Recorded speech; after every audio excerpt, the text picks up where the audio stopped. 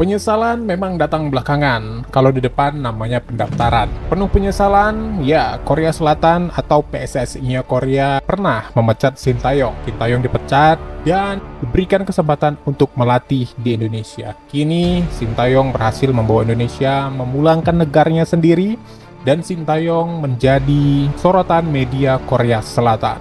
Hong Yong-bio membeberkan kemenangan anak didiknya Shin Tae-yong atas negaranya yang menyimpan cerita yang lebih dalam dari sekedar narasi kejutan. Seperti apa? Mari kita simak beritanya.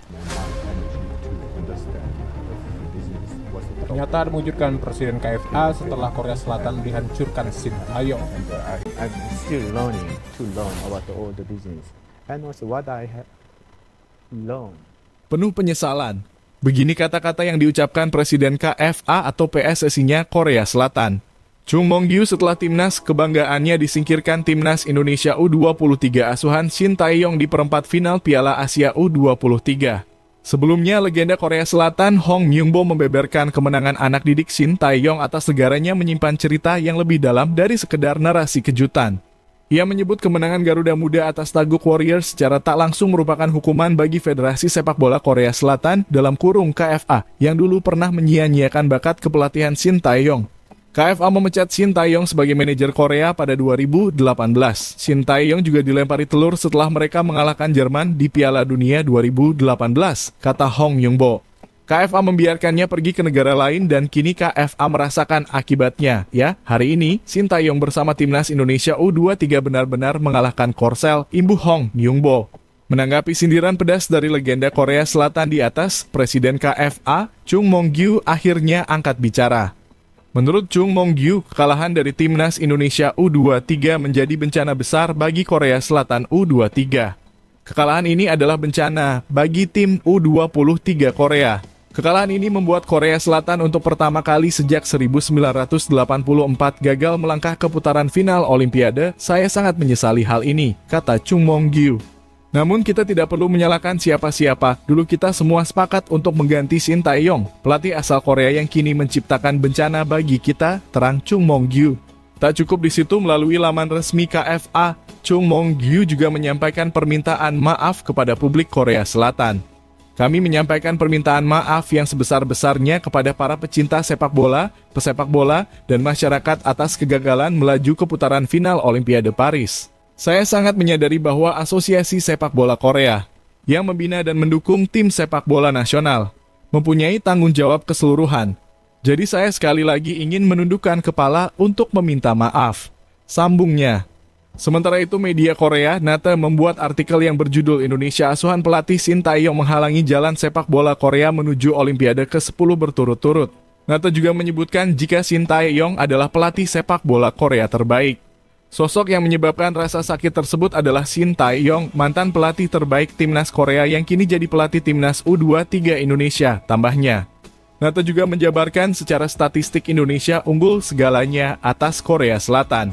Dikutip dari situs resmi AFC, timnas Indonesia U23 asuhan Shin Tae-yong total melepaskan 21 tembakan dengan 5 tembakan mengarah ke gawang. Sedangkan Korea hanya membukukan total 8 tembakan dengan 2 tembakan mengarah ke gawang.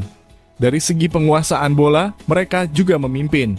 Indonesia memiliki 53% penguasaan bola, tulis NATA. Shin Tae-yong sendiri mengaku tak kuasa menahan tangis saat pertandingan timnas Indonesia melawan Korea Selatan U23. Laga melawan Korea memang emosional buat STY. Juru racik formasi berusia 53 tahun itu untuk pertama kali bertemu negaranya di sebuah kompetisi resmi. Menurut Shin Tae-yong, perasaannya berkecamuk karena bersuah Taeguk Warriors. Apalagi laga ini menentukan buat Indonesia dan Korea Selatan untuk bisa terus melaju di Piala Asia U23 dan semakin dekat merebut tiket Olimpiade 2024. Sangat disayangkan, tapi kami tidak bisa menyerah karena kami bertemu di perempat final, ucap Shin Tae-yong. Sebelum pertandingan ketika lagu kebangsaan dan saya melihat tagogi bendera Korea, saya terharu sampai menangis, ia melanjutkan. Namun Shin Tae-yong juga mengaku senang dapat menepati janjinya kepada Ketua Umum PSSI Erick Thohir, yang mana saat kontraknya diperpanjang ia berjanji akan selalu memberikan yang terbaik untuk Indonesia meskipun harus melawan Korea. Saya janji akan melakukan yang terbaik saat melawan Korea dan telah saya lakukan, tutup Shin Tae-yong. Di sisi lain, Ketua Umum PSSI, Erick Thohir memberikan tantangan baru untuk Sintayong usai Timnas U23 lolos ke semifinal Piala Asia U23 2024. Pria yang juga menjabat sebagai Menteri BUMN tersebut merasa menuju final adalah target logis untuk saat ini. Ini Timnas bisa melangkah ke semifinal saat logis jika target berikutnya final, tambahnya. Meski begitu menuju final hanyalah target selingan semata. Erick jelas tak mau membebankan hal apapun kepada Sintayong dan anak didiknya. Di lain sisi, ia juga mengharapkan dukungan penuh supporter hingga akhir turnamen. Ia berharap Garuda Muda bisa menggapai mimpi tertinggi di ajang ini. Yang pasti kami di PSSI, seluruh pemain dan ofisial, terus mengharapkan doa dan dukungan dari seluruh rakyat dan pecinta sepak bola nasional. Saatnya meraih mimpi lebih tinggi, pungkas Erick. Rekor bersejarah lainnya pun kini tinggal selangkah lagi digapai, yakni bisa lolos ke Olimpiade 2024 di Paris. Ayo tetap dukung dan doakan perjuangan para punggawa Garuda Muda. Semoga bisa menang lagi dan akhirnya lolos ke Olimpiade Paris. Amin. Amin Allahumma amin. Namun perlu diketahui kabar sedikit tak sedap menimpa Timnas Indonesia U23 jelang laga semifinal Piala Asia U23 digelar. Ya, di saat Garuda Muda menatap semifinal Piala Asia U23, ada saja ujian yang datang menghantui. Penyerangan Timnas Indonesia yang mencetak 2 gol ke gawang Korea, Rafael Struijk bakal dipastikan absen memperkuat skuad asuhan Sintayong pada babak semifinal. Rafael Struijk diperkirakan tidak bermain untuk Timnas Indonesia di babak semifinal Piala Asia U23 setelah mendapatkan akumulasi kartu kuning. Kartu kuning pertama yang didapatkan Rafael Struijk saat Timnas Indonesia meraih kemenangan atas Yordania dan kartu kedua saat menghadapi Korea Selatan di babak perempat final. Hal ini tentu akan menjadi PR bagi pelatih Timnas Indonesia yakni Sintayong dengan absennya Rafael Struijk di lini serangan mereka. Apalagi saat mengalahkan Korea Selatan, Sintayong masih mengaku tak puas 100%. Sintayong mengatakan awalnya memang dia ingin bisa memastikan kemenangan di waktu normal atau setidaknya babak tambahan. Tapi itu tak jadi kenyataan dan akhirnya adu penalti jadi penentu. Saya mencoba untuk bisa menang dalam waktu 90 menit atau di babak tambahan. Itulah kenapa pergantian pemain seperti yang Anda tanyakan, tutur Sintayong. Terkait pengganti Rafael Struijk, Sintayong masih memiliki beberapa pilihan pemain yang dapat diandalkan di lini depan. Mari kita telusuri statistik dari 3 pemain yang menjadi kandidat kuat pengganti Rafael Struijk tersebut. 1. Ramadan Sananta. Ramadan Sananta, penyerang Persis Solo, adalah salah satu kandidat pengganti potensial untuk mengisi posisi yang ditinggalkan oleh Struijk. Meskipun pernah mendapatkan kartu merah dalam pertandingan sebelumnya, statistik permainannya menunjukkan kemampuan yang layak untuk diperhitungkan. Dalam statistik Liga 1 Indonesia, Ramadan Sananta mencatatkan total 8 gol dalam 23 pertandingan yang dimainkannya. Namun Ramadan Sananta juga perlu memperhatikan jumlah kartu kuning yang cukup tinggi, yaitu 4 kartu kuning. Ini menunjukkan potensi risiko untuk terkena hukuman-hukuman di laga semifinal. 2. Hoki Caraka. Hoki Caraka, penyerang PSS Sleman, adalah nama lain yang patut diperhitungkan sebagai pengganti Rafael Struijk. Meskipun statistik golnya tidak seberapa mencolok, dia memiliki pengalaman yang cukup baik di level Timnas U19 dan juga beberapa penampilan untuk Timnas Senior. Dalam statistik Liga 1 Indonesia, Hoki Caraka mencatatkan 4 gol dalam 27 pertandingan yang dimainkannya.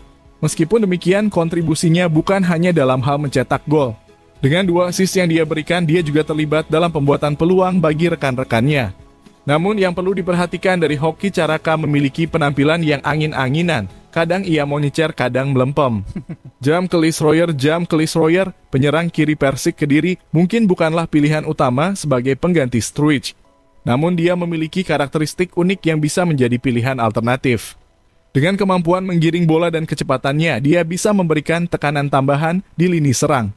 Ia bisa diplot sebagai penyerang pelapis ketiga di skuad Timnas Indonesia U23. Dulu dicampakkan, kini jadi pusat perhatian. Itulah Sintayong yang dulu dipecat oleh KFA PSSI-nya Korea Selatan, kini menjadi media sorotan Korea Selatan setelah berhasil memulangkan negaranya sendiri melawan Indonesia dengan skor 11-10 lewat ajang adu penalti. Seperti apa perhelatan nanti Indonesia di final U23 di Qatar ya. Semoga menjadi permainan yang terbaik juga agar nanti Korea ya, atau mungkin bagi dari Korea Selatan yang memandang Asia Tenggara khususnya Indonesia itu remeh-temeh, kini sudah terbukti Indonesia itu tidak bisa diremehkan. Bahkan Malaysia sendiri sudah mengakui kehebatan Indonesia, yang mengakui kalau ternyata Indonesia itu sekarang lebih hebat.